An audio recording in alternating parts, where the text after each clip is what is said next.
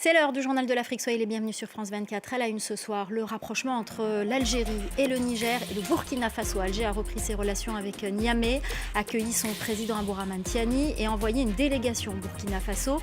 Qu'en est-il du Mali? Un rapprochement est-il en cours?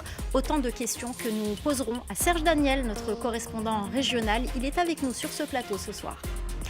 Première tournée apostolique du pape Léon XIV sur le continent africain. Le Vatican a détaillé son voyage. Il démarre à Alger le 15 avril et s'achève le 23 en Guinée équatoriale. Parmi ces étapes, le Cameroun, où il est très attendu. Nous serons à Yaoundé dans ce journal. Et puis à la fin de cette édition, nous irons en Libye, à Benghazi plus précisément. Nos envoyés spéciaux s'y sont rendus. Les populations souffrent de l'inflation. La hausse des prix se fait encore plus sentir pendant ce mois de Ramadan. Reportage à suivre. La reprise des relations diplomatiques entre l'Algérie et le Niger n'est pas passée inaperçue. Les ambassadeurs ont d'abord repris leur poste et aussitôt, le président Abdourahmane Tiani s'est rendu à Alger avec à la clé des discussions sur le projet de gazoduc transsaharien qui passe par le Niger. Quelques jours auparavant, Alger a envoyé une délégation au Burkina Faso pour des signatures de contrats en matière d'énergie. Les relations entre l'Algérie et le Sahel sont-elles en train de reprendre progressivement? Qu'en est-il du Mali? On pose la question ce soir à notre correspondant régional Serge Daniel qui est avec nous sur ce plateau. Bonsoir Serge, Bonsoir. Ravi de vous accueillir ici. Alors on va commencer par cette reprise de relations entre l'Algérie et le Niger. On va dire que ce n'est pas très étonnant, il n'y a pas vraiment de contentieux entre les deux pays. Le Niger fait partie de l'AES et c'est surtout par solidarité qu'il y a eu rupture, solidarité avec le Mali qui a eu rupture entre les deux pays. Ah oui, tout à fait, surtout que les trois pays forment une confédération et pas une fédération. Et le principe de la confédération, c'est que tous les trois pays il y a une union d'États entre les pays, mais chacun garde sa souveraineté. Et puis le Niger a ses problèmes. Vous avez parlé du gazoduc, c'est très important. C'est quand même 4000 kilomètres de gaz naturel qui vont traverser, qui vont partir du Nigeria, passer par le Sahel, venir en Algérie et ensuite continuer sur l'Europe. Donc ça fait du business. Donc c'est très important pour un pays comme le Niger de participer à ce projet-là. Cela dit, avant de se rendre à Alger, les Nigériens ont prévenu évidemment les Maliens. Alors, pour ce qui est du Burkina Faso, l'Algérie n'a pas non plus négligé le Burkina Faso puisqu'elle a envoyé une délégation conduite par le ministre d'État de l'Énergie et des Hydrocarbures. Il y a eu des accords qui ont été signés, notamment dans le domaine de l'énergie. Un accord a été trouvé notamment sur l'approvisionnement du Burkina Faso en produits pétroliers. Donc c'est un signe aussi positif sur le rapprochement des deux pays. Mais tout à fait, parce que là encore, une fois, ces pays sont à la recherche de nouveaux souffles, alors que l'Algérie étant isolée, l'Algérie souhaite se rapprocher transversalement, cette fois-ci, des trois pays du Sahel. Alors l'Algérie ne peut pas s'isoler, notamment avec le Mali. C'est la grande question. 1400 km de frontières, deux pays quand même fraternels. Il y a une histoire en commun, notamment pendant la lutte pour l'indépendance de l'Algérie. On ne va pas revenir là-dessus, mais est-ce qu'il y a une amorce de médiation du Niger? On a vu ça notamment sur les réseaux sociaux. Est-ce que c'est crédible? Alors, lors de son séjour à Alger, le président du Niger, d'après nos informations, c'est officiel, a parlé du Mali. L'Algérie a parlé également du Mali en disant nos portes sont ouvertes. Maintenant, est-ce qu'on peut dire que finalement, entre le Mali et l'Algérie, c'était un orage d'été? Non, je pense qu'il y a des problèmes. Vous savez que l'imam Dicko est un adversaire du gouvernement malien, il réside toujours à Alger. Bamako accuse toujours les militaires, l'Algérie de soutenir les rebelles du Front de libération de l'Azawad. C'est un autre la question Touareg. La question Touareg, mais il y a quand même, disons-le, une volonté de la part du Mali et de l'Algérie de faire un geste, puisque son frontalier, vous avez dit tout à l'heure, il partage 1400 kilomètres. Et puis l'autre donne quand même, c'est que l'Algérie constate que le Mali renforce sa coopération avec le Maroc. Parce que quand on parle de gazoduc, le Maroc aussi a un projet de gazoduc qui part du Nigeria, sur 6000 kilomètres pour irriguer une partie de l'Afrique de l'Ouest et pour aller en Europe. Donc, et puis en plus, aujourd'hui, au moment où je vous parle, a pris fin au Maroc une visite d'officiers militaires, donc d'officiers de militaires maliens pour renforcer la coopération régionale. Donc il y a ce jeu-là. Je pense que les pays de l'AES jouent là-dessus et puis que l'Algérie aussi tente de reprendre du poil de la bête.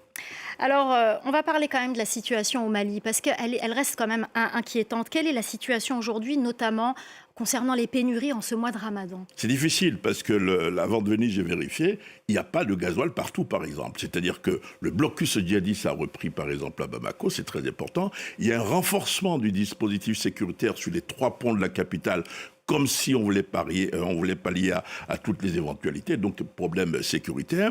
Des localités du pays sont toujours contrôlées par les djihadistes, disons-le, et les djihadistes qui, permettez l'expression, se métastasent maintenant vers jusqu'au Bénin. Donc il y a un véritable problème. Par exemple, aujourd'hui sont réunis à Freetown les chefs d'état-major des pays membres de la CEDEAO pour parler de la mise sur pied d'une force anti-djihadiste. Évidemment, ils vont parler également des pays de l'AES. Après le G5 Sahel, on essaye de trouver une nouvelle force.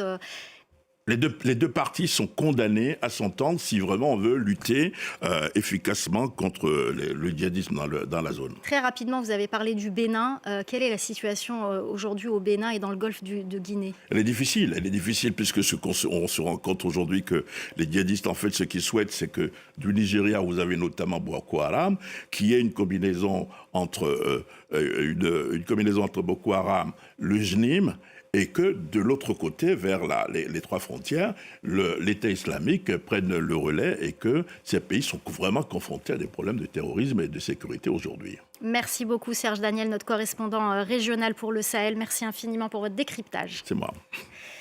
Et les projecteurs seront sur l'Algérie le 13 avril prochain. Avec la visite du pape, Léon XIV doit se rendre à Alger et Annaba, point de départ de sa tournée africaine. C'est la première fois qu'un pape se rend en Algérie, pays dont l'islam est religion d'État. L'Algérie est également le pays de naissance de saint Augustin, évêque d'Hippone, actuel Annaba. Le pape souhaite vivement visiter les lieux de vie du religieux. Le souverain pontife se rendra ensuite au Cameroun, pays à majorité chrétienne. Il y fera escale du 15 au 18 avril. Cette visite intervient au lendemain d'une crise post-électorale qui a fait de nombreuses victimes. À Yaoundé, la correspondance de Marcel Amoko. 3 villes seront visitées lors du séjour du pape Léon XIV ici au Cameroun. Yaoundé, la capitale, Bamenda, le chef-lieu de la région anglophone du Nord-Ouest, en proie depuis 2016 à un conflit armé sur fond de revendications sécessionnistes. Un conflit qui a déjà fait des milliers de morts et des dizaines de milliers de réfugiés et de déplacés internes. Et puis Douala, la capitale économique. La visite du pape Léon XIV s'inscrit dans une tradition bien établie. Si le pape François n'avait pas foulé le sol camerounais, ses prédécesseurs en avaient fait une destination majeure. Jean-Paul II y a ainsi effectué 2 visites pastorales, faisant du Cameroun l'un des rares pays à l'avoir accueilli à 2 reprises. Quant au pape Benoît XVI, il avait choisi le Cameroun pour sa première visite en terre africaine. Quel est le sens de la visite de Léon XIV pour les chrétiens catholiques du Cameroun? Écoutez la réponse du curé de la basilique Marie-Reine des Apôtres de Volier. Nous pouvons dire en homme de foi, en femme de foi, c'est le Seigneur qui nous visite. Et il nous visite pour nous reconforter, il nous visite pour nous bénir, il nous visite pour nous encourager, pour que les chrétiens qui font face aux défis multiples ne baissent pas les bras. Les thèmes qui seront abordés lors des échanges entre le souverain pontife et les autorités camerounaises n'ont pas été rendus publics, mais pour l'opposition camerounaise, loin d'être un adoubement du pouvoir en place, alors que la crise post-électorale couvre encore, la visite du pape Léon XIV devrait être l'occasion d'aborder les thèmes de la réconciliation nationale, du retour de la paix dans les régions du Nord-Ouest et du Sud-Ouest, de la libération de ce qu'elle considère comme des prisonniers politiques, mais aussi du thème de la justice sociale qui demeure un enjeu majeur. Et le Kenya a commencé ce jeudi à administrer les premières doses du médicament révolutionnaire de prévention du VIH à action prolongée, la Lenacapavir. Les explications de Laurent Berstecher. Un lancement en grande pompe pour un médicament qui pourrait révolutionner la prévention du VIH. Le VIH est encore une réalité dans notre pays. Environ 1 400 000 Kenyans vivent avec. Ceci est un moment d'espoir pour des milliers de familles kenyanes. 9 pays africains, dont la Zambie, l'Afrique du Sud et le Kenya, ont été sélectionnés l'an dernier pour introduire ce nouveau médicament, le Lenacapavir, une injection qui empêche le virus du VIH de se propager dans l'organisme. Efficace à plus de 99%, il n'est toutefois pas considéré comme un vaccin, car il n'affecte pas le système immunitaire. Il agit également de manière strictement préventive et ne permet pas de traiter les patients déjà atteints du virus.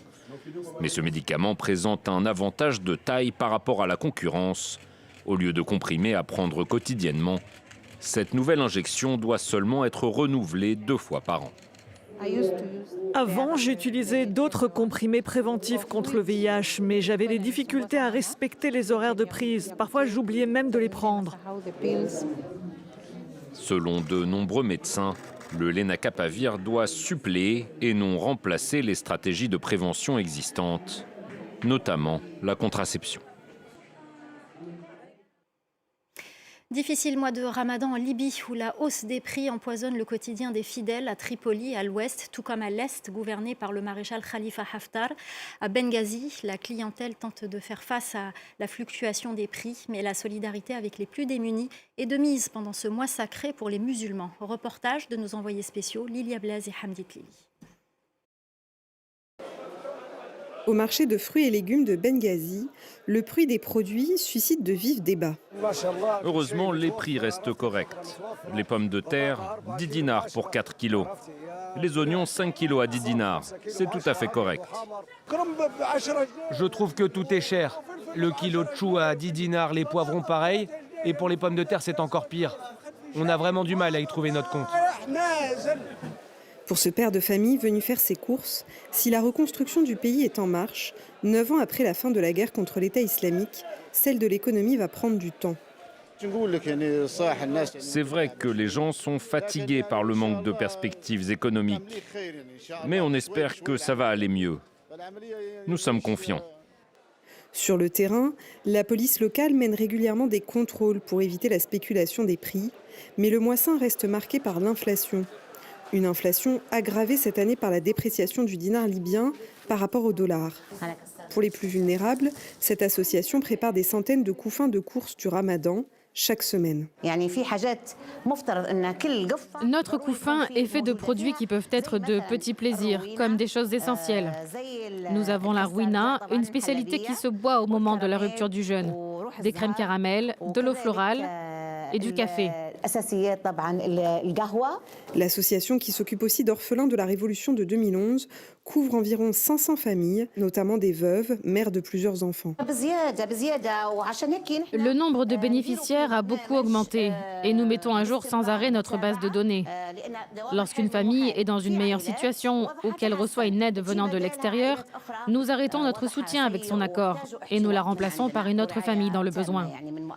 Le sujet de la pauvreté étant tabou en Libye, l'association ne met pas son logo sur les produits et garantit la confidentialité aux bénéficiaires. Une solidarité basée sur le volontariat de ces femmes qui préparent les couffins et les donations de nombreux Libyens à travers tout le pays. Au Bénin, la création artistique est à l'honneur. Le pays accueille jusqu'au 1er mars le Festival international des arts du Bénin. L'événement célèbre plusieurs disciplines, arts visuels, musique, danse, cinéma, théâtre et littérature. Cette année, le festival lance sa toute première Fashion Week. Les organisateurs souhaitent affirmer la mode comme un art à part entière. Écoutez Ulrich Adjovi, promoteur du festival, au micro de notre correspondante Emmanuelle Sochi. On a beaucoup de talent en Afrique, ils ont juste besoin de plateformes pour s'exprimer. Et le FINAP s'inscrit dans ça. Mettre une plateforme à la disposition des artistes pour pouvoir vendre leurs œuvres et pouvoir se faire connaître à l'international. Au bout de l'ancienne côte qu'on tisse la nouvelle. Et aujourd'hui, quel que soit l'art qu'on a mis en valeur, la mode, les arts plastiques, le cinéma, on met vraiment en vitrine les jeunes artistes, leur permettre d'apprendre des aînés et de faire des erreurs et de construire ensemble. Parce que cette Afrique, c'est cette Afrique dont on a besoin. L'Afrique qui se construit aujourd'hui pour demain. C'est la fin du Journal de l'Afrique. Restez avec nous, l'info continue sur France 24.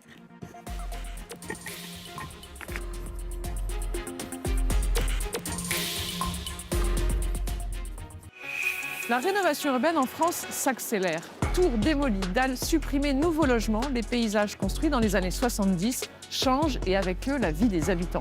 Là, tu as la nouvelle piscine qui est en pleine construction. Comme au quartier des Malassis à Bagnolet où nous sommes, un chantier d'ampleur qui inspire jusqu'à la scène culturelle. Une pièce de théâtre, entre mémoire et médiation, raconte cette métamorphose. Ça ne me concerne pas. Si, quand même, ça reste votre quartier, même rénové. C'est le chantier quand la rénovation urbaine monte sur les planches. Une histoire à découvrir sur France 24. Pas de quartier, à voir sur France 24.